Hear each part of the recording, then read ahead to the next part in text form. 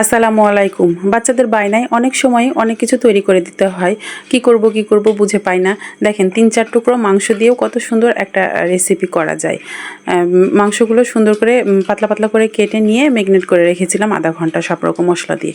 তারপরেই তো ময়দাতে একটু লবণ, একটু মরিচের গুঁড়া দিয়ে এভাবে কোট করে নিচ্ছি। একবার আটাতে চুবাচ্ছি, একবার পানিতে। এভাবে কোট করা হয়ে গেলে এভাবে একে একে সবগুলো কোট করে নিচ্ছি।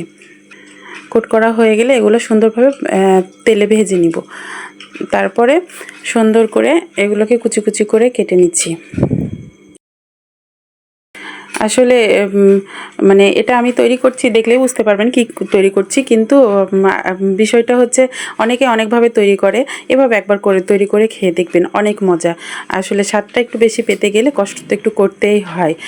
সবগুলো এভাবে চাকুর সাহায্যে আমি কুচি কুচি করে কেটে নিলাম, আরও যাতে স্মুথ হয় তাই সবগুলো একসঙ্গে নিয়ে আমি নরম করে নিলাম। তারপরে একটা প্যানে তেল দিয়ে তাতে 2টা এলাচ, 2টা দারচিনি দিয়ে কিউব করে কাটা পেঁয়াজ কুচি আর হচ্ছে একটু টেস্টি মশলা দিয়ে দিলাম। তারপরে যে ফ্রাই করে কেটে রাখা মাংসগুলো দিয়ে নেড়েচেড়ে সুন্দরভাবে নেড়েচেড়ে নরম করে নিলাম। আসলে এখানে আমি কাঁচামরিচ কুচি অ্যাড করতে ভুলে গেছি, পরে আমি দিয়ে দিয়েছি অবশ্য। তো এই তো এভাবে নেড়েচেড়ে সুন্দর এক পর্যায়ে যখন দেখব যে পেঁয়াজটা একটু নেতিয়ে গেছে তখন রেখে দিব। এই তো এখন চলে আসলাম আসল কাজে। এখনই বুঝতে পারবেন আমি কি তৈরি করতে এসেছি। আমি তৈরি করছি আজ মোমোস। তো আগেই আটা বা ময়দা মেখে রেখেছিলাম একটু তেল দিয়ে, লবণ দিয়ে। তো এই তো এখন এটা শেপ দিয়ে নিচ্ছি, গোল শেপ। তো এটা আমার মেয়ে করছে আর আমি দিচ্ছিলাম লম্বা শেপ। আমি বেলে দিচ্ছিলাম, আমার মেয়ে তৈরি করছিল।